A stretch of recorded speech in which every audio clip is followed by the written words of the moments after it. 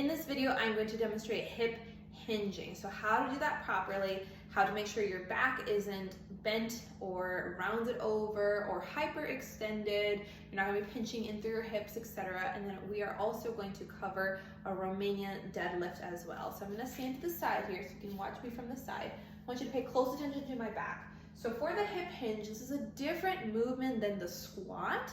So squat, what you're gonna see with the squat is a lot of knee bend. So those knees, you can watch my knees as I come down here, they're really bending a lot as I come down to that squat. This is totally different. A hip hinge, what I want you to think about is the movement is coming from your hip joint. So knees are actually going to be pretty straight. They're not locked out. I call them soft knees. So you're gonna let them bend just a tiny bit. So they're not locked out like that. You can see the difference there. Not hyperextended, just a slight bend. Then what you're gonna do is push that butt back behind you, like you're folding over, and then back up into a standing position. So that is the basic hip hinge. I'm gonna turn a little bit to the side here.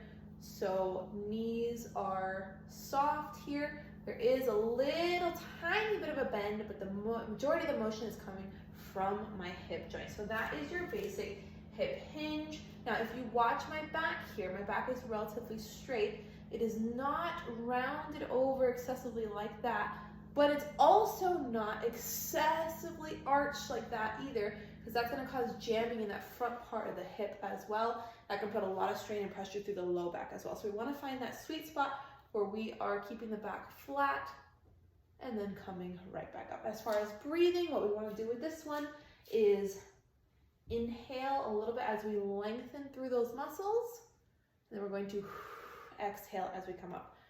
Now, if you've seen some of my other videos where I talk about breathing, you know that breath strategies are different for everybody.